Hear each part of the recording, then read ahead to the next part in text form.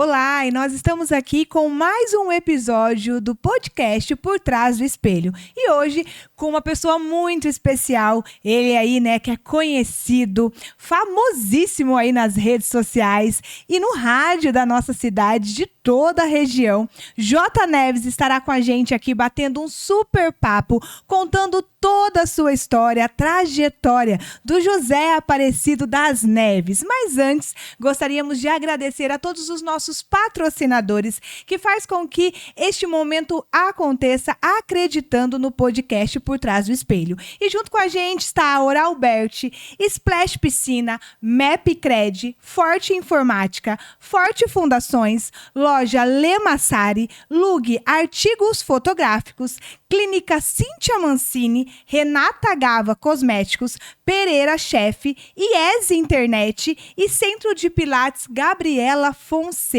Muito obrigada a eles aí que acreditam no nosso trabalho e faz com que este momento aconteça. E hoje nós estamos aqui com ele, né? J. Neves, esse ícone aí da rádio, da nossa cidade, que tem uma história muito bonita e que hoje vai contar um pouco para nós quem é José Aparecido das Neves. Na Forte, é uma satisfação muito grande estar aqui. Achei o nome bastante sugestivo, Por Trás do Espelho. Sim. E me remete ao início da minha carreira. E, aliás, até nos dias atuais, a gente que trabalha com comunicação usa também o espelho e por trás dele a gente faz um treinamento para aquilo que a gente vai discorrer em determinado assunto, uma palestra, uma narração. Sim. A gente usa o espelho não para se vislumbrar, mas para treinar. Exato. Então, por isso, acho o nome bastante sugestivo. Eu nasci e sou José Aparecido das Neves, conhecido no meio radiofônico por J. Neves. Nasci em Marília, fui registrado no município vizinho de Guaimbê, 15 dias depois do meu nascimento, em 1966. Sou radialista de profissão, atuo na área da comunicação há cerca de 40 anos. Mas como eu comecei muito cedo, ainda criança, despertando essa vocação e esse treinamento para que eu chegasse onde estou, eu já estou perto dos 50 anos de comunicação. Sim. 59 anos de idade, comecei com 7 anos o meu treinamento comunicacional para fazer o que faço hoje. Sim. E Jota, diz uma coisa pra mim. Quando a gente fala, né, do Por Trás do Espelho, você falou um pouco sobre até a gente ensaiar um pouco da nossa vida, nossa profissão ali na frente do espelho. A importância da gente olhar no espelho e enxergar realmente quem nós somos, além da aparência, né? E eu acredito que nesses momentos de testes que o Jota aparecia na frente do espelho e ensaiava aí, ele imaginava um profissional, um pai, um avô, que hoje é. Então, assim, qual foi, né, aquele momento que você se olhou no espelho e enxergou esse homem que você é hoje? Como profissional da comunicação, eu falo porque o Jota é, de verdade, assim, para mim, um exemplo da comunicação. Ele é quem me fez se apaixonar pela comunicação desde criança. Então, eu queria que você explicasse um pouquinho, né, como tudo começou. Como eu disse, ainda criança, eu não sei te explicar de forma precisa e efetiva como de fato se deu, mas eu tenho certeza que é vocação. E acredito que a vontade de fazer o que faço, ainda em tenra idade, teve início com o fato de que, no passado distante, o rádio era o principal veículo de comunicação. Já existia, obviamente, a televisão. Mas o rádio é o que as redes sociais são hoje para a população. Sim. De uma forma diferente, é verdade. E quando a gente fala em plataforma comunicacional, no passado a gente se referia a rádios, emissoras de TV, aos veículos impressos, jornais, revistas e etc. Hoje é uma coisa muito mais ampla, incluindo aí a comunicação digital. Mas como eu te disse, eu tinha 7 anos de idade e é a partir dessa idade que eu me recordo que eu era muito ouvinte de rádio. Uhum. Até porque eu só fui ter televisão na minha casa com 15 anos de idade. Então, eu tinha 7 anos, era ouvinte de rádio, assim como os meus pais eram, meus avós eram também ouvintes de rádio. E o que me despertou para a comunicação foi a curiosidade de saber como é que aquele veículo chamado rádio era um receptor e de que forma era emitido o som para chegar até aquele receptor, assim como era um receptor, um ouvinte do rádio. Sim. E eu perguntava ao meu pai, me recordo disso, se existia um homenzinho dentro do rádio. Acho que todo mundo imaginou isso. Eu abri a parte de trás do rádio. E lá eu via pilha, via condutores, fios e outras coisas que não fazem parte do meu dia a dia e que, portanto, desconheço até hoje. Então não existia nenhum homenzinho. Sim. E meu pai também não sabia me explicar como é que aquele aparelho falava. Como que chegava até a sua casa, né? Isso aí. E isso me despertou a curiosidade para que eu buscasse informação. Sim. Aí então me apaixonei pela comunicação. Eu tinha certeza absoluta, criança, de que eu seria um radialista. Que legal. Então realmente nasceu com você esse dom. E aí, a partir daí, eu passei a treinar, ainda criança, imitando como se estivesse num veículo de comunicação, fazendo programas musicais. E logo eu tinha certeza que queria ser narrador de futebol, porque eu era muito torcedor de futebol. Sim. Acompanhava muitas partidas de futebol pelo rádio. E aí eu me imaginava num campo de futebol, com aqueles milhares de torcedores, e eu transmitindo uma partida de futebol. E aí eu também fazia imitação de partidas de futebol. Imaginava jogadores, times de futebol, e eu transmitindo uma partida de futebol, falando nomes aleatórios, e 2 times compondo esta partida. E esse treinamento, ele foi sendo aprimorado ao longo do tempo, tanto na questão da impostação de voz, que a princípio era até meio desnecessário, porque quando criança minha voz já era grave. Então destoava de outras crianças da minha idade. Sim. E eu percebia isso porque quando eu chegava, que eu cumprimentava a molecada, alguns se assustavam com o timbre de voz. Assim como crianças pequenas também se assustam com o timbre da nossa voz. Hoje um pouco cansado, é verdade. Por experiência. Aí eu tinha certeza absoluta de que eu precisava trabalhar a minha voz para que ela tivesse que fosse um timbre de rádio. E para isso eu precisava fazer treinamentos constantes, leituras de jornais, como se eu estivesse transmitindo uma partida de futebol, como se eu estivesse transmitindo um programa musical.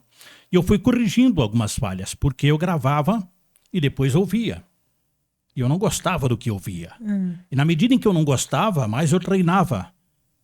E até hoje não gosto. Porém, é o que tem. Mas até eu iniciar efetivamente no rádio, com 18, 19 anos, eu treinei então 10 anos. Sozinho. Sozinho. Na sua casa, em brincadeira de criança. E adolescente já com um amigo, também é radialista, que eu levei para o rádio, chamado Moacir Mainart, que chegou inclusive a trabalhar em emissoras de rádio de São Paulo, como a Rádio Capital. Um amigo meu de infância. Levei ele também para trabalhar numa fábrica de móveis, a qual eu trabalhei dos 9 aos 18 anos de idade. Fábrica de móveis Isabel, trabalhei ao lado da Panificadora União. De onde também eu iniciei as minhas atividades laborais como boia fria. Eu ia para boia fria com meu pai com 8 anos de idade. O ponto também era ali, ao lado da Panificadora União. E o gato, que é o intermediador, aquele que levava o pessoal, que contratava o pessoal para chacoalhar amendoim, bater amendoim, era o Jucão Preto. Um respeitado, e até pouco tempo eu encontrei, com mais de 80 anos de idade, ele era a pessoa encarregada de nos levar para boia fria. Naquela época a criança podia trabalhar. Sim. E adolescentes também. Hoje existem algumas regras que tentam proteger o adolescente e a criança de trabalho como esse. Por exemplo, na boia fria, você ia caminhão aberto. Sim. Hoje, a necessidade de ser um ônibus. Então, Eu passei a treinar comunicação a partir dos 7 anos, busquei capacitação. Com 8 anos, eu ia para Boia Fria com meu pai. Com 9 anos, eu entrei numa fábrica de móveis e saí de lá para fazer o que faço até hoje. E quando você ia trabalhar nesses lugares que você citou, sempre que você conversava com as pessoas, você se imaginava narrando profissionalmente? Lá nesse serviço, você se imaginava o seu futuro dentro de uma emissora de rádio? Na Boia Fria não, porque ainda era muito pequeno. Sim. Mas na fábrica de móveis, sim. Às vezes, trabalhando no setor de prensa, que prensava aquele material que colava uma parte na outra para produção de guarda-roupa, cama, etc. E cômodas da época, baixinho, eu estava narrando futebol ali também, fazendo serviço e ao mesmo tempo treinando aquilo que eu pretendia fazer no futuro. E você acredita que tudo isso que você fez, né, desde a sua infância até os seus 18 anos, te impulsionou a buscar mais ainda o seu sonho de se tornar um radialista? Primeiro, essa era a única certeza que eu tinha. Sim. É que eu ia ser radialista. Convicção foi sempre. Eu não sabia como, porque aquela época era muito mais difícil uma porta se abrir. Sim. Mas eu tinha um amigo, aliás, amigo da minha família, que era o seu José Rego. Era um vendedor de carros das revendedoras aqui em Tupã e tinha uma pensão na Rua Emorés. Sogro do Edson Joel, que foi um fenômeno do rádio aqui em Tupã, Marília e por onde passou. Está em Marília hoje. E ele me disse, olha, eu vou te levar para conhecer o Ananias Neto, saudoso Ananias Neto, da Rádio Tupã. Ele que era sócio do Juan Arque Rubio, donos das rádios Tupã AM e FM. Aliás, ele faleceu e não soube disso. Ele não sabe que um dia eu estive com ele pedindo uma oportunidade na emissora. E ninguém que trabalha lá sabe disso também. Vou ficar sabendo agora. E aí eu fui lá, quando eu já tinha certeza que eu poderia começar. Mas eu não queria começar falando. Eu queria que ele me desse uma oportunidade para que eu fosse aos estúdios ver os locutores trabalhando, enfim, fazendo um estágio ali. Mas ele me mostrou um outro caminho, uma outra porta. Ele explicou as razões pelas quais ele não poderia me dar naquele momento aquela oportunidade. Mas ele disse que a Rádio Clube o faria. E dali eu tive coragem para ir até a Rádio Clube. Eu cheguei lá, o gerente era o Francisco Carlos Pio de Almeida, saudoso também. E ele não pôde me atender naquele momento porque ele disse que tinha uma prova de direito e estava estudando para a prova. E se eu retornaria daí uma semana. E eu fiz isso, daí uma semana. E ele lia, não sei se a Folha, o Estadão, no momento em que eu cheguei. E pelo meu timbre de voz, ele falou, você já trabalhou em rádio? Eu falei, não, nunca. Então vem aqui comigo, você vai gravar com Mauro de Avance esse texto aqui para mim. E eu olhei, era um texto sobre Fórmula 1. E os pilotos de Fórmula 1 têm nomes de vários países. Sim. Mas eu entendia muito de Fórmula 1. Porque, como eu disse no início, eu ouvia muito rádio, as transmissões esportivas, de futebol e narração esportiva. Que à época era Éder Luiz, que narrava no rádio. Eu gostava de ouvir no rádio, até porque eu disse que televisão só fui ter a partir dos 15 anos de idade. Sim. Então eu ouvia os nomes, então eu sabia pronunciar aqueles nomes. E aí eu fui para o teste e li como se eu fosse o repórter. E ele foi lá verificar a gravação, e aí ele teve certeza, segundo ele, de que eu já havia trabalhado em rádio. Porque é difícil a gravação. Que não. Que não. Ele falou, tudo bem. Então amanhã você quer começar na área esportiva? Você vem fazer plantão esportivo. O narrador aqui é o João Antônio de Oliveira, e você vai ficar aqui da emissora, ouvindo outros resultados de outros jogos, e informando de 5 minutos, quando ele gira a equipe, ele fala o placar do jogo que ele está narrando, e ele chama o plantão esportivo para você informar outros resultados que estão acontecendo no futebol. E daí eu fui ser plantonista, rapidamente eu fui ser repórter de campo e tive a oportunidade de chegar à narração esportiva. E quando eu cheguei à narração esportiva, eu vi que não era aquilo que eu queria. Porque eu via a narração esportiva como entretenimento. Sim. E eu queria desenvolver alguma coisa no rádio que eu pudesse envolver a comunidade. Que eu pudesse não sugerir o que as pessoas deveriam fazer ou não, mas que eu pudesse ouvir as pessoas, né? Influenciar as pessoas para que elas trabalhassem em comunidade, em sociedade, para que a gente pudesse transformar a comunidade onde estávamos. E aí eu achava que isso só poderia ser possível no jornalismo. Ainda que o esporte seja um jornalismo esportivo, mas um jornalismo que eu digo como o Jornal Nacional, o Jornal da Record, o Jornal da Band. Né? Eu achava que eu poderia ser muito mais produtivo para a coletividade. Aí já era uma pretensão muito grande da minha parte. E chegou, alcançou. Mas aí, ainda quando eu estava na área esportiva, surgiu uma outra oportunidade em que eu também tinha vocação, que era a área policial. Tinha um radialista que fazia um programa à tarde na Rádio Clube, Edson Ramos. Eu acho não, tenho certeza que é irmão do padre Wilson Ramos, que passou por Tupã e está na região. E ele foi para o Mato Grosso. E aí o gerente, que ainda era o Pio de Almeida, me chamou e perguntou se eu sabia fazer reportagem policial, porque ele narrava as ocorrências policiais dentro do Jornal do Meio-Dia na Rádio Clube. Jornal do Meio-Dia era um jornalismo igual a Rotativa no Ar, na Rádio Tupã, só que chamava-se Jornal do Meio-Dia. E eu falei para ele categoricamente que sabia fazer, mas eu nunca havia feito. Mas você confiava muito em você, porque né, eu ouvia também muito repórter policial. Naquela época, toda emissora, principalmente as grandes emissoras de São Paulo, Rio de Janeiro, a maioria das emissoras do país, elas tinham dentro do seu programa jornalístico um repórter policial exclusivo para contar os casos policiais. E aí eu vou falar de alguns nomes que você possivelmente tenha ouvido falar. Gil Gomes, Afanásio Jazade, Caco Barcelos, que era do Rio Grande do Sul, veio para São Paulo, hoje está na Rede Globo, entre outros. Na região, ouvia muito, me falha aqui o nome deste colega, que aliás foi meu professor, também na área de comunicação, já falecido também, jornalista, era repórter policial na Rádio Dirceu de Marília. E aí eu me enveredei na área policial.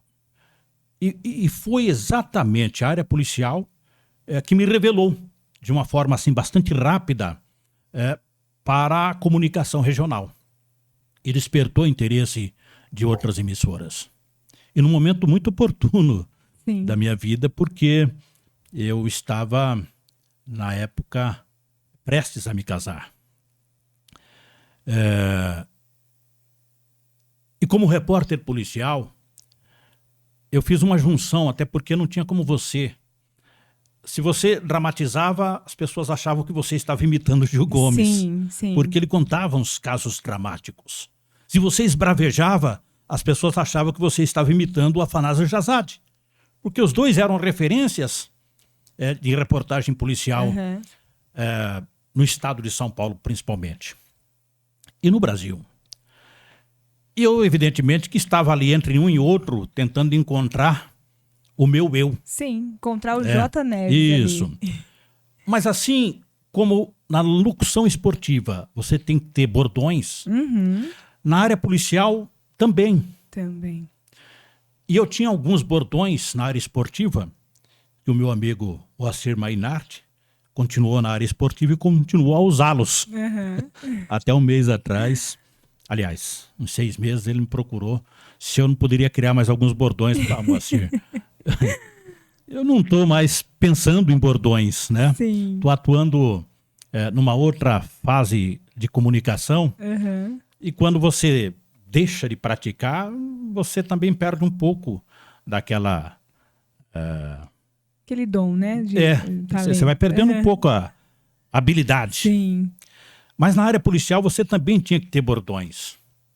E eu criei muitos bordões, e isso à época é que chamou muita atenção. Então, quando eu ia me despedir, eu falava até de repente, gente. Mas isso eu já usava com os meus amigos ainda, mas sem saber que ia seria virar um o bordão. Né? Tirando o mal da selva de pedra pela raiz, arrancando o mal da selva de pedra pela raiz. Acorda, gente, que a polícia não dormiu e nem eu, e continuamos de pé com os últimos acontecimentos policiais de Marília e região.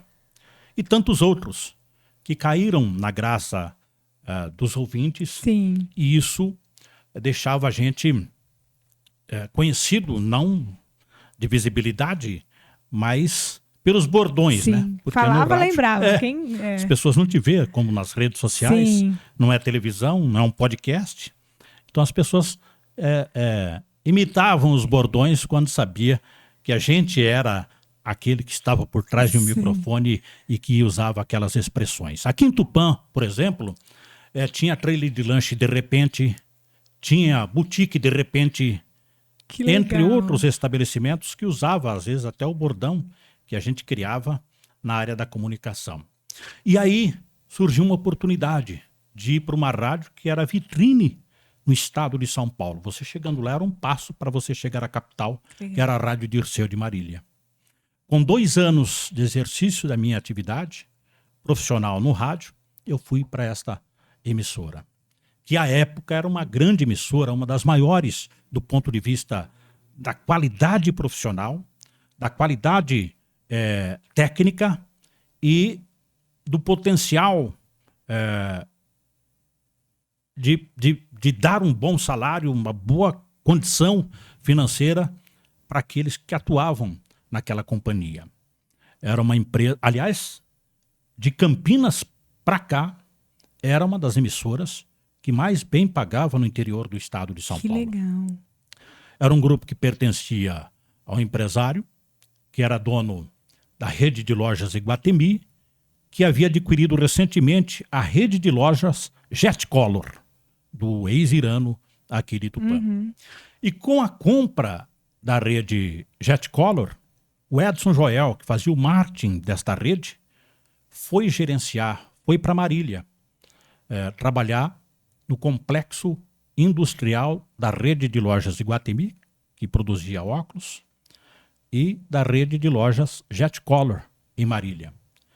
E eu sabia que possivelmente, com o passar do tempo, ele iria gerenciar os veículos de comunicação. Mas, enfim, não fazia parte do meu sonho. Já casado, com 6 meses de casado, em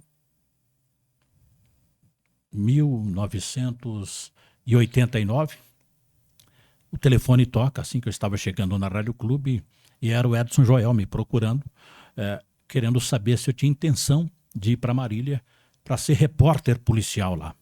A minha atuação seria específica na área policial. E eu fui. E deu certo. E foi um sucesso do ponto de vista de audiência para a época, um sucesso do ponto de vista profissional para mim. Tive oportunidade de ir para centros maiores, mas optei ficar pela região. Porque eu costumo dizer que Deus quer que a gente esteja onde a gente está. Exatamente. Então, estou muito bem hoje aqui onde estou. E, Jota, quando você alcançou, né? Você disse que você chegou até uma rádio que era uma das rádios que pagava muito bem. Depois de 2 anos de comunicação, como que foi para você quando você foi para Marília? Igual você falou, comecei a ter sucesso, trazer audiência.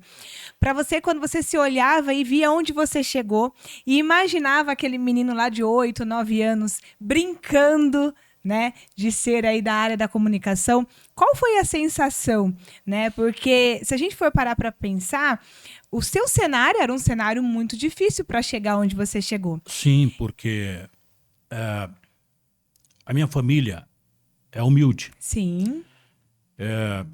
Da família, eu sou o que mais estudou.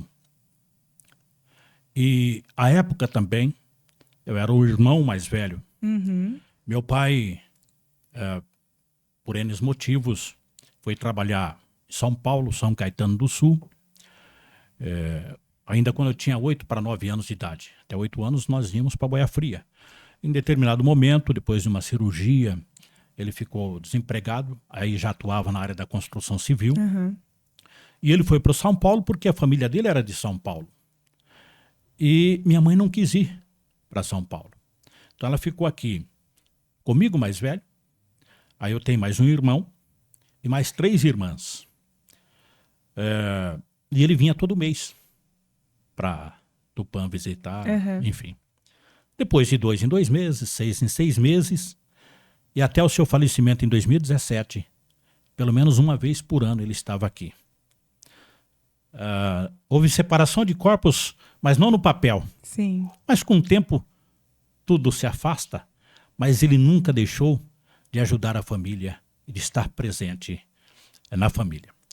Mas eu não tinha presença materna, mas minha mãe superou. Sim. E como eu já desde criança trabalhava, eu já tinha um caminho pré-definido e já tinha na minha cabeça o que eu pretendia fazer. Então eu sabia que eu precisava apenas me profissionalizar, me capacitar o máximo possível para quando eu tivesse a oportunidade, eu agarrasse e não soltasse mais. E efetivamente isso aconteceu. Hoje falando parece ser fácil, mas na época era difícil. Difícil. Como eu te disse. Sim. Mas Deus prepara aqueles que eventualmente não têm capacidade. Ele capacita. Sim. Evidentemente que tem que ter a parte da gente. Sua participação, né? Sua busca, e você fez isso. E eu fiz isso. E a cada conquista, por menor que fosse, eu agradecia muito a Deus por tê-la alcançado. Sucesso é relativo. É a mesma coisa que você me perguntar o que é a felicidade. Felicidade, para mim, é um estado de espírito. Sucesso imaterial, para mim, tem muito mais valor do que o material. Para algumas pessoas, sucesso é fama nacional, internacional, é patrimônio, Sim. é dinheiro, é recurso, é viagens nababescas. Para mim, é como a felicidade. Tem gente que se sente feliz fazendo nada. Tem gente que se sente feliz chupando sorvete. Eu não preciso de um motivo para ser feliz. Eu sou feliz, independentemente de motivo. Mas evidentemente que se você se preparou, tem um emprego, tem família, tem amigos, evidentemente que tudo isso soma ao seu estado de espírito e lhe proporciona uma felicidade exacerbada. Sim.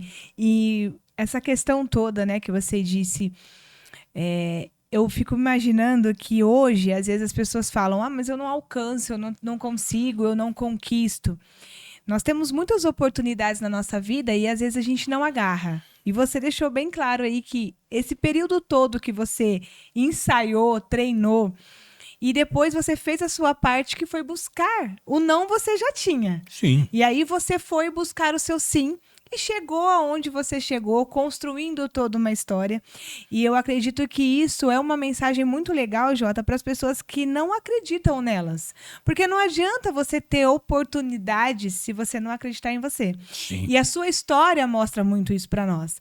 Porque você, antes de qualquer coisa, acreditou no seu potencial. Como um menino, uma criança, né, que poderia muitas das vezes estar na rua brincando, mas estava ali acreditando e imaginando o profissional que você é hoje. E quando eu brincava de trabalhar. Exatamente. Eu tinha vontade de soltar a pipa e até brincava às vezes de búrica.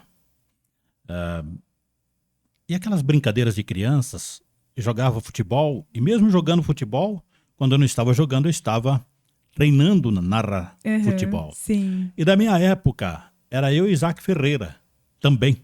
Porque nós morávamos na mesma rua, Rua Dona Palma. Ele entre a Rua Dona Palma e a Rua Dom Bosco. E o Moacir Mainardi na Rua Valdemar. Então nós tínhamos ali naquele pedaço 3 jovens que pretendiam fazer o que fazem. Moacir Mainardi, eu e o Isaac Ferreira, que iniciou na Rádio Piratininga, depois Rádio Tupã, AM e FM. E aí a brincadeira de vocês era o que vocês fazem hoje. E depois a gente descobriu, com o passar dos tempos, que todo mundo que pensa em ser radialista ela começa muito cedo. Uhum. E brincando, treinando. E evidentemente que buscando também Sim. o aperfeiçoamento técnico, a capacitação técnica, os estudos. E você que chegou são a fazer a escola fundamentais. de rádio? Como é que Sim. foi? Depois desses anos de experiência treinando em casa, você buscou? Depois, para você ser radialista, você tinha que ter uma habilitação Sim. profissional. Uhum. E aí eu tive que... Aliás, quando eu entrei, eu já tinha também essa habilitação. Porque eu estive em São Paulo para fazer alguns cursos e quase fiquei por lá.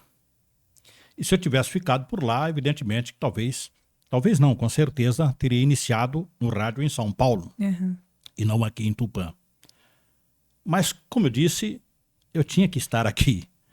E vim para cá porque fiquei sabendo que existia o SENAC, que habilitava para que você pudesse atuar como radialista.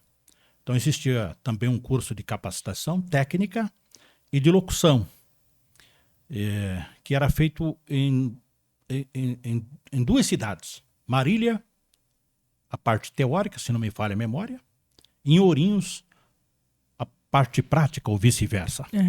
Então faziam uma baldeação de Tupã, Marília, Ourinhos, e você conhecia já pessoas que atuavam no rádio, atores, atrizes que estavam buscando também como se comunicar, enfim. E foi muito bom. Então, quando eu fui para o rádio, também já tinha habilitação. Sim. Então, eu já estava pronto. Apto a trabalhar. Era só ter a oportunidade. Foi assim. E você falou, né? Você foi para o lado jornalístico, parte política, de polícia. E aí me diz uma coisa, veio as críticas. Chega um tempo que começa a vir as críticas, o medo pela sua família, porque você disse que já, né, tinha casado, depois teve a sua filha. Como que era para você encarar isso? Porque você tinha que falar tudo, né? E aí como que era esse medo? Existia esse medo? Esse medo te parou por algum momento? Como que era? Eu tinha comigo uma frase que, apesar do medo, era preciso ir adiante. À época eu não sentia medo, talvez um receio. Sim. A juventude também não te faz refletir a gente não como para. hoje. Então você age muitas vezes por impulso, ainda que eu tivesse a certeza que tudo ia dar certo, mas essa certeza também pode ser incerta em determinados momentos em que você corre até risco de morte. E isso aconteceu comigo, escapei de emboscadas. Minha família foi muito ameaçada. Bandidos já foram à porta da minha casa armados. E eu também, trancado e armado, mas não podia abrir a porta e nem atirar, porque Sim. isso quando você podia ter o porte de arma. E chegou um momento que você não podia ter. Sim. E aí, evidentemente, você não podia mais andar armado. E depois também descobri que quando alguém quer, e se tivesse que acontecer, iria acontecer, mesmo eu estando armado. E desfiz das armas. Sim. Haja vista que a gente vê policiais que são habilitados, profissionais, capacitados, armados, e morrem no exercício da sua profissão. A minha arma tinha que ser apenas um microfone e o gravador. Eu sabia de todos os riscos e a preocupação aumentou quando eu tive minha filha, né? Porque ainda que não houvesse, como há hoje, o crime faccionado, organizado, Sim. existia a figura do traficante, mas que não fazia parte de facção. Era isolado. Pessoa às vezes abastada, pessoa rica, da alta sociedade, que algumas a conheci no exercício da profissão, empresários, supostos empresários, na verdade, né, que eram contrabandistas, traficantes. Mas eu consegui sobreviver a esse caos. Quando eu cheguei em Marília, em 1989, uma das primeiras coberturas que fiz na área policial foi do primeiro sequestro no Brasil com pedido de resgate financeiro, que foi o sequestro do ex-vice-presidente do Banco Bradesco, Beltrán Martinez. E por que era um caso de repercussão nacional e internacional, e o que é que tinha a ver com Marília? É que existia uma quadrilha em Marília que era apontada pelo setor de investigação, o DEIC de São Paulo, de que esse grupo poderia estar por trás do sequestro de Beltrán Martinez, que era ex-vice-presidente do Banco Bradesco. E qual a ligação? É que o Bradesco nasceu em Marília. Luiz de Souza Leão foi um dos grandes acionistas do Banco Bradesco. Agências E com a expansão do Banco Bradesco, existia aí a possibilidade de que esse pessoal tenha fornecido muito material para as agências do Bradesco e que houvesse algum entrevero relacionado a isso. E o DEIC então investigava esse grupo. Existia uma escuta clandestina em Marília que do dia para a noite se incendiou. Caco Barcelos já estava na Globo, no Paraguai, investigando esse mesmo sequestro. E esse pessoal de Marília era tão forte que conseguiu reverter a situação. Em nenhum momento ficou provado que esse pessoal estava envolvido diretamente no sequestro. Mas o grupo anti-sequestro, não DEIC, o grupo anti-sequestro de São Paulo foi extinto. E o delegado e os policiais presos. O delegado José Coco, irmão do ator Francisco Coco. A propósito, há alguns anos ele me mandou uma mensagem dizendo que eu fui a única voz que atuou em defesa dele em 24 anos após aquele sequestro. E que queria um contato telefônico comigo porque ele estava fazendo um trabalho de prevenção na área de segurança pública. Então eu atuei neste caso de repercussão nacional e por isso, pela nossa atuação, que foi bastante efetiva, a gente foi muito ameaçado de morte, inclusive de explosão da emissora. É apenas um dos inúmeros casos, né? Então você me perguntou de medo. Sim. Medo eu não me recordo, mas receio de não saber o que está acontecendo com a família, porque naquela época o único meio de comunicação era o BIP. Se alguém precisasse me passar um recado, entrava em contato com a central do BIP, o meu BIP era acionado, eu parava no orelhão, ligava para a central do BIP e a central do BIP me comunicava o que estava acontecendo. Meu Deus! Então, eu ficava, às vezes, em função do trabalho na área policial, 3 a 4, às vezes até uma semana sem ver a minha esposa e a minha filha acordados. Quando eu chegava, elas estavam dormindo e quando eu saía, elas estavam dormindo. E mesmo com tudo isso, Jota, a sua família, a sua esposa, né? Elas sempre te apoiaram? Sempre me apoiaram. Principalmente minha esposa. Eu acho que o casamento faz muito bem, sobretudo para o homem. Uhum. Evidentemente que a gente já era centrado, eu quando tinha meus 20 anos, eu já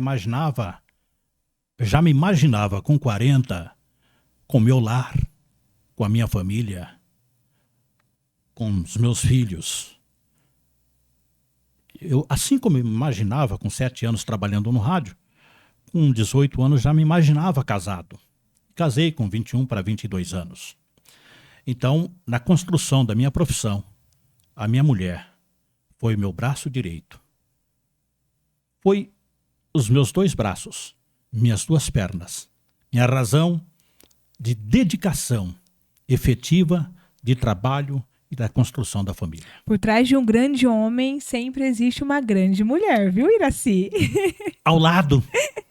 Sempre. Ao lado. Ao lado, né? Ô, Jota, e assim, eu me recordo, né, desde criança, você chegando com seu gravador, né?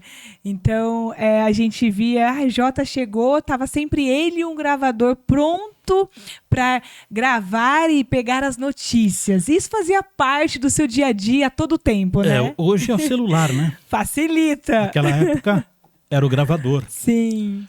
No início um gravador grande, depois foi diminuindo de tamanho. Hoje se resume a um celular, onde você fotografa, você grava, você filma, você faz absolutamente tudo. Serve de estúdio, inclusive, basta anexar aqui um microfone e você está numa sala com acústica. Exatamente. Você grava qualquer texto. E chega em qualquer lugar. Exatamente, de repente. Então, naquela época era o gravador. Ele era a minha arma inseparável. Porque eu não sabia a que momento ia acontecer alguma coisa. E se acontecesse, eu estava sempre com a preparado. Arma em punho. Eu lembro, todos os eventos, o Jota estava sempre com o seu gravador, fazendo parte aí da sua vida, Sim. né? E a gente vê hoje, depois de toda essa trajetória, né? Que você passou aí por algumas emissoras, também criando aí a sua, hoje numa área da comunicação diferente, mas sempre na comunicação. Isso faz com que inspire outras pessoas. O Jota profissional, ele mostra pra gente que nós somos capazes de alcançar os nossos sonhos. Eu sempre falo lá na rádio, eu falo com o pessoal, falo muito com o Trindade sobre isso, que o meu maior professor foi crescer ao lado do J. Neves, ouvindo ele, né? Às vezes a gente não faz ideia do poder da comunicação. Sim. Sobretudo quando a gente está fazendo comunicação desde criança. A gente não tem ideia do alcance dessa comunicação. O ano passado, se não me falha a memória, foi o ano passado, durante a primeira visita do governador Tarcísio de Freitas a Tupã, ele veio no Teatro Municipal. Uhum. Eu não me recordo se o ano passado ou retrasado.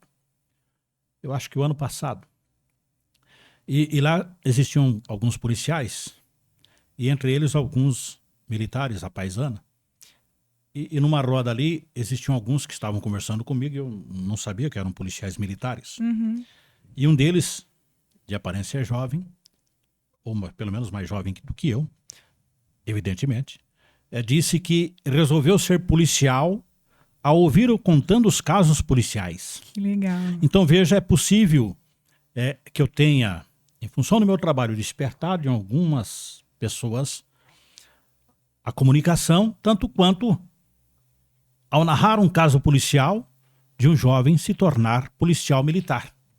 Então, na forma como a gente narrava os casos policiais, ele vibrava, porque a gente contava a forma como é que a polícia conseguiu prender o humilhante, e ele se colocava naquele momento na condição de um policial e ficava imaginando Como ser um seria? policial. Que legal. Ele me contou isso e eu perdi uma grande oportunidade de gravar o depoimento dele. Eu não sei, não me recordo do nome dele. Sim. E nem quem é ele. E uma coisa é você ver o policial fardado e ele sem farda, você praticamente não o reconhece. E faz história, né? Por isso que eu falo, às vezes a gente não entende aonde a gente chega, como a gente pode ajudar as pessoas através da nossa profissão.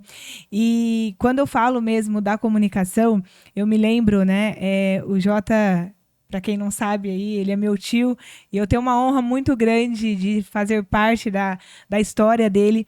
E eu lembro que quando eu era adolescente, eu comentei com ele que eu sempre achei o máximo. Eu adorava ouvi-lo, eu adorava... Eu até lhe entrevistei numa oportunidade. Isso, lembro. A primeira vez que eu de ocorrência policial. Policial que eu presenciei. E desde então, assim, eu comentei com ele sobre essa... Falei, um dia eu vou ser jornalista, vou fazer jornalismo. E isso ficou dentro do meu coração, porque é algo que eu admiro muito e eu acho que a comunicação, Jota, ela te leva para muitos lugares, mas também faz com que você chegue de uma forma para ajudar as pessoas que estão ouvindo. Então, por isso que eu sempre gostei muito da comunicação. A comunicação, se você souber usar o microfone de maneira saudável, você chega em lugares e alcança pessoas, né? E pode, como você contou, ajudar essa pessoa a criar sonhos Sim. E realizar esses sonhos. Quando eu digo que comecei e me revelei praticamente na área policial, mesmo como repórter policial, eu fiz, evidentemente, outras reportagens. Lá nós éramos, nessa emissora, em 10 profissionais só na área de jornalismo. 10 profissionais. Fora motoristas que dirigiam, seguranças que atuavam com a gente no nosso trabalho. Era uma equipe de 10 jornalistas, cada um numa área específica, e eu na área policial. Mas chegava final de semana, existiam plantões, porque a rádio não poderia ficar desguarnecida jornalisticamente. Então, em alguns plantões, eu não poderia só fazer reportagem policial. Às vezes eu cobria a área esportiva, porque tinha um jogo importante do Marília Atlético Clube.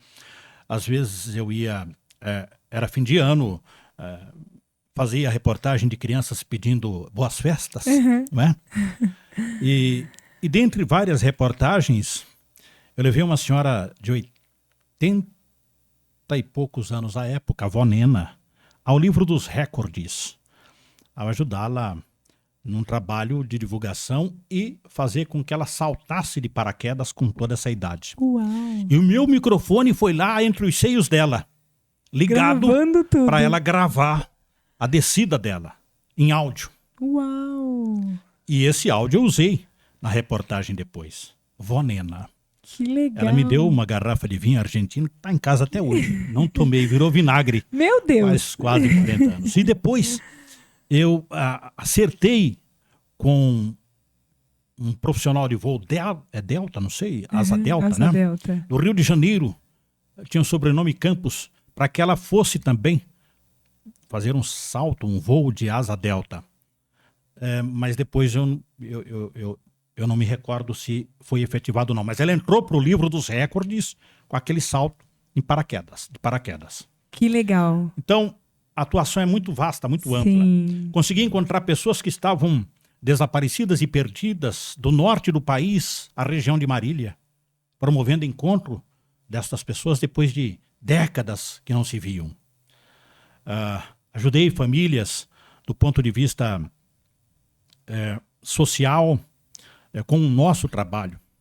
Comunidades, aqui em Tupã, por exemplo, associações de bairro. Quando eu voltei para Tupã, existia apenas uma associação de moradores de bairro. Em Marília já existiam mais, cidade maior. E eu pedi que o repórter procurasse determinado presidente de associação de bairro. Ele falou, não, aqui não tem nenhuma. Eu fiz um trabalho muito grande nesse sentido aqui através da Rádio Clube, orientando as pessoas da importância de se juntarem a associações de bairro.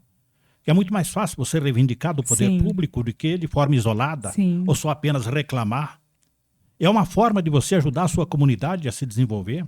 E ser cidadão é exercer exatamente esse papel. Antes de você ser patriota, você precisa ser cidadão. E você é cidadão porque você nasce numa cidade. Sim. Mas a efetividade da cidadania é exercida e praticada quando você transforma a sua sociedade. Quando você trabalha para que isso aconteça. E esse jornalismo que eu sempre fiz ajudava exatamente nisso. E com esse trabalho nós chegamos a ter 13 associações de moradores de bairro aqui em Tupã. E outras pessoas, evidentemente, que com seu trabalho técnico de advogado, João Pedro Placidino, orientando como constituir de direito essas associações. Então veja como é importante a comunicação. Muito. Hoje a comunicação está mais fácil e todo mundo se comunica de uma forma ou de outra. Aquela época a gente falava, as pessoas ouviam, talvez discordassem, nem todas conseguiam falar com você para discordar ou para concordar. Subentendia-se que a maioria ouvia e aceitava. Hoje você se comunica pelas redes sociais e as pessoas imediatamente já te questionam. Demais. Já se posicionam. Contrariam. E se demonstram conhecedoras mais até do que você. Do que o advogado, do que o jornalista, do que o mecânico, do que o médico, do que o cientista. Mas isso na ficção, aliás, isso no virtual. Sim. Na vida real, ele sabe que tem que procurar um profissional para consertar o carro dele, o médico para consultar, o pedreiro para edificar, o servente para bater a massa, o pintor para pintar. Então, no virtual, todo mundo se acha capaz de tudo. Mas na vida real, é cada um na sua profissão, com seu conhecimento. E é isso que constrói uma sociedade. Imagina se todo mundo fosse trabalhar na área de comunicação. Ou se todo mundo fosse ser médico. Então, cada um é doutor naquilo que faz. É o gari que varre.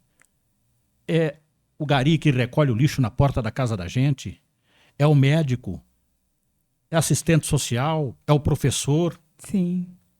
Enfim, é essa engrenagem que faz uma sociedade. Cada um com a sua importância, fazendo aquilo que gosta Todos e que são sabe fazer, né? Exatamente. E o mais importante é você exercitar aquilo que você se propôs a fazer com plena dedicação. E excelência, isso muda tudo, né? Tudo. Ô, Jota, e aí você comentou agora sobre a questão da internet, né? Vocês, né, que começaram ali, que só tinham rádio, que não tinha esses outros meios de comunicações, foi chegando a internet e junto com ela algumas críticas. E muitas críticas. E como que você encarou tudo isso? Nós sabemos que você tem todo esse posicionamento, essa certeza de que você está fazendo o correto e as pessoas não conseguem te tirar ali do foco. Mas aí como encarar isso, já que fica ali na internet para todo mundo ver? Em algum momento, quando surgiu tudo isso, você pensou em desistir ou mudar aí a sua profissão no meio do caminho? Não mudei em absolutamente nada. Continuo bastante analítico, bastante crítico. E também me analisam e bastante pessoas me criticam. Talvez mais criticam do que elogiam. Isso faz parte do nosso trabalho. A gente não pode se abalar com isso. Sim. Como eu disse, eu tenho certeza absoluta de que sou profissional para fazer o que faço, assim como aquelas pessoas que estão lá nas redes sociais são capacitadas naquilo que elas fazem, né? E que no virtual todo mundo quer entender de tudo, mas na vida real todo mundo sabe que precisa de um profissional. Agora, tem pessoas que se abalam. Sim. Às vezes, a gente também mexe um pouquinho, mexe né? um pouco, porque você fica atiçado a responder, a criticar também. Sim. Mas, enfim, tudo isso faz parte. Como eu disse, no rádio, as pessoas ouviam e a gente não sabia se elas estavam às vezes estão até criticando em casa, mas não chegava isso. Pra gente. Então, esse imediatismo é uma outra situação que a gente tem que aprender a lidar. Você sabe que hoje na rádio, né, a gente tá no ar, de repente você tá com o WhatsApp, você fala alguma coisinha, você já recebe na hora, às vezes você falou errado. Isso. Se a gente for se abalar com isso, né, a gente perde a estrutura e não continua ali. Porque realmente, hoje a internet é muito rápida. E se a gente não se cuidar e não se preocupar tanto com isso? E hoje a gente vive uma situação muito atípica, né? Com essa polarização política no país. Sim. Que é uma tendência até mundial. Então isso acaba reforçando esses conceitos, esse viés ideológico em tudo que se faz. As pessoas imaginam que você é de esquerda, que você é de direita, que você é de centro, enfim. E, na verdade, desde que comecei a atuar na área da comunicação, paralelamente, eu sempre atuei muito na área política. Um dos primeiros comícios que fiz, coincide até com o período que comecei no rádio, trabalhei na campanha do Leninho, prefeito de Herculândia. Acho que por 3 gestões, se não me falha a memória. E de lá para cá, evidentemente, sempre atuei nesse setor também de comunicação política. Né? Sou formado em gestão pública, na área da comunicação, e a gente atua também desde o nosso início de atuação no rádio, também nessa comunicação política, de marketing político, né? Sim.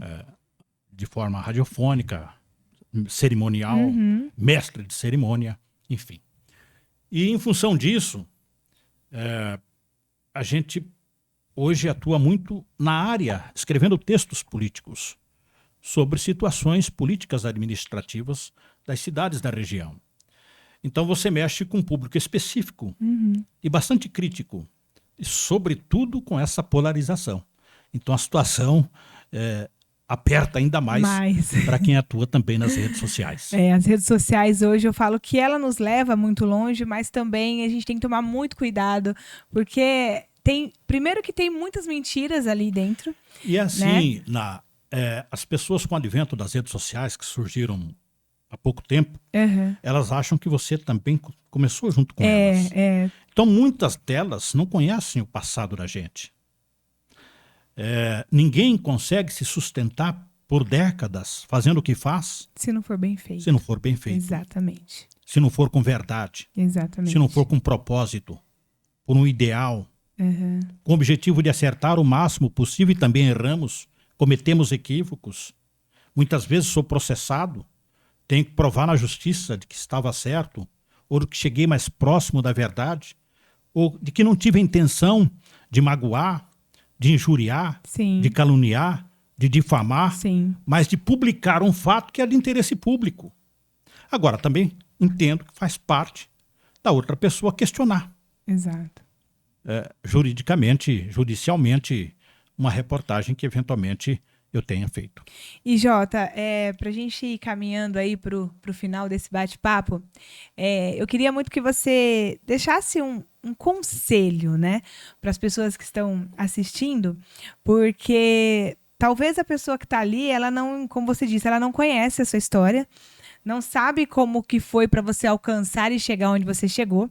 E você chegou. Hoje, acredito que você olha para você e você é muito orgulhoso da história que você construiu, da família que você construiu.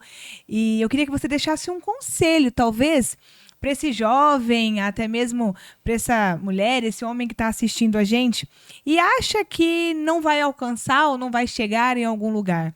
E você, com toda essa experiência, aconselha essas pessoas, né? Qual que é o conselho que o J. Neves tem para passar para essas pessoas? Eu não sei se conselho. Há um ditado que diz que se conselho fosse bom, não era dado. Exato. Mas eu acredito que não seja verdade isso. Eu já ouvi muitos conselhos, dei alguns conselhos, não sei se foram seguidos. Eu ouvi de um dos amigos do rádio que me disse: nem toda verdade precisa ser dita. E eu não acreditei nessa possibilidade. E ainda jovem, eu tinha certeza absoluta que toda verdade deveria ser dita. Mas ao longo dos tempos eu percebi de que nem toda verdade efetivamente precisa ser contada. Eu sei de muitas verdades que não contei. Contei muitas verdades com o objetivo de mostrar para a sociedade não que estava certo ou errado, mas que servisse para a reflexão das pessoas que me ouviam, que liam ou que leem os textos que escrevo. Mas eu acho que a percepção que a pessoa pode ter de um conselho, de um conceito, é se inspirando em pessoas que, de uma forma ou de outra, independentemente da sua religião, da sua cor, da sua penetração na classe social, da sua condição financeira, ela alcançou aquilo que buscou quando tinha certeza de que era possível alcançar a meta desejada. Eu costumo dizer de que o futuro poderá ser espetacular, e o será, se você acreditar de que é possível trabalhar os novos tempos. Alcançar o sucesso é relativo. Sucesso é consequência de um trabalho bem feito, não só do trabalho, mas das suas ações, sobretudo no campo pessoal. Você não será um bom profissional se na sua vida pessoal você não ter as mesmas atitudes. Não adianta eu falar o que as pessoas devem fazer se eu não exercitar aquilo que falo. Esse é um conselho que dou. Mas antes de dar esse conselho, eu preciso acreditar no que estou falando e ter certeza e convicção de que mais faço o que faço na minha vida pessoal do que o que falo. Tem aquele ditado que diz: faça o que falo, mas não o que faço. Eu inverto isso. Façam o que vocês acham que as pessoas fazem certo e não o que elas falam que é certo. O certo é certo mesmo quando ninguém está fazendo. E o errado é errado mesmo quando todos estão fazendo. Olha só que legal, né? É exatamente o que você falou. É o que a gente precisa viver. Às vezes a gente fica tão preocupado aí com que, fulano falou isso, fulano falou aquilo, e às vezes a gente não observa o que elas estão fazendo. Isso é para nós também. Principalmente, Jota, para a gente, né, da comunicação, nós somos aí influenciadores de muitas pessoas, porque a gente está aqui falando e o que a gente fala tem muita força. Então, comecem a observar também as atitudes das pessoas. Isso vai dizer muito mais sobre elas do que aquilo que elas estão falando. E é um prazer enorme, foi um prazer enorme estar aqui com você. Eu acredito que você trouxe exatamente, Jota, o que nós queremos passar por trás do espelho, porque você mostrou pra gente que quando a gente se olha e a gente acredita em nós de verdade, não importa se você tem 8, 9, 10, 20, 40, 50 anos, você alcança aquilo que você quer. A história do Jota mostra pra gente que quando nós acreditamos em nós alcançamos lugares muito altos. E o sucesso, como ele disse, né? O sucesso é consequência daquilo que você faz com amor. E para fazer algo com amor, primeiro você precisa se amar. Senão nada sai com amor, né? Então, muito obrigada por esse momento, por esse bate-papo. É uma honra estar aqui com você hoje. Um desafio também, viu? O desafio é mais meu. É muito mais fácil. Que difícil, gente. Meu entrevistar do que ser entrevistado. Sim, mas para mim, que vejo você como um exemplo, tá aqui te entrevistando é assustador. Eu espero ter alcançado o objetivo do propósito, né, do projeto e ter contribuído em alguma coisa. Aliás, tudo vale a pena quando a alma não é pequena, diz o poeta. Que lindo. Muito obrigada, Jota. Obrigada pela participação. Que você continue aí sendo esse comunicador que leva a verdade para as pessoas. Nós precisamos realmente da verdade. A verdade precisa ser dita.